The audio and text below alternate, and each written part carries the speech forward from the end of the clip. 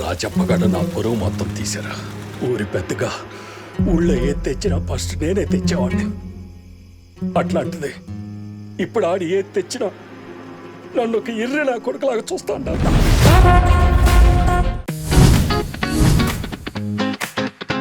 Cinema summer మనాహలో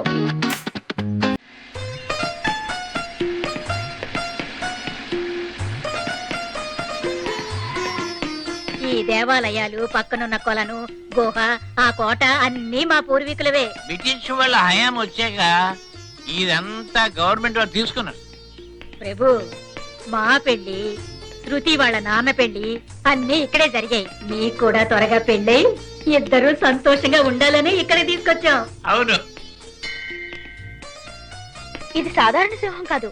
దీని నోట్లో చేపెట్టి ఎవరైనా అబద్ధం ఆడితే కొరుకుతుంది.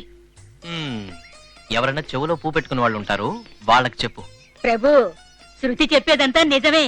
ఆ కాలంలో రాజులు ఈ సింహంతోనే అబద్ధం చెప్పేవాళ్ళని కనిపెట్టేవాళ్ళు. ఈ సింహం కొరికిందా వాళ్ళకి శిక్షే. ఆహా, అయితే చూద్దాం. పెట్టి చూద్దాం. నేను శృతిని లవ్ చేయలేదు, నిజంగా లవ్ చేయలేదు. దీన్ని పోయి ఎవడైనా ప్రేమిస్తాడా? నాటుకోళ్ళ నవనవలు ఆడుతోందనే ఓ పట్టు పడదామని అమలాపురం దాకా సరదాగా వచ్చాను.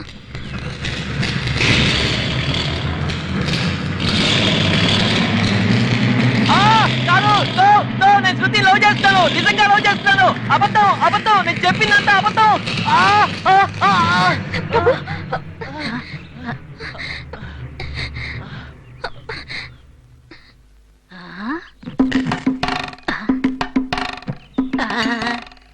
ఇదా సంగతి? ఏమండి, పోకెత్తి మీరా నోరు ముయించింది? అవును. పిల్లలిద్దరూ భయపడిపోయారండి. మంచిదే, వాళ్ళిద్దరూ ఎక్కడెక్కడో పుట్టారు, ఎక్కడో పెరిగారు. ఈ రోజు వాళ్ళిద్దరికి ఒకరి మీద ఒకరికి ప్రేమ కలిగిందంటే దానికి కారణం ఏమనుకున్నావు? నమ్మకం.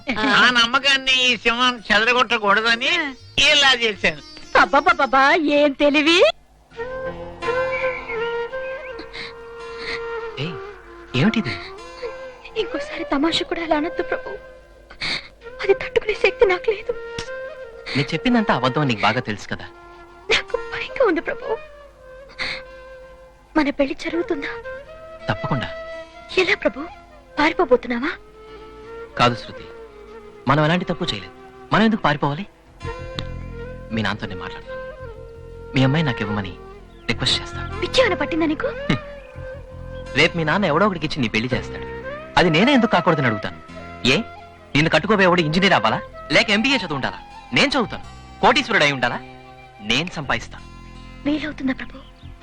నువ్వు తోడుగా ఉంటే నేనేదైనా సాధిస్తాను.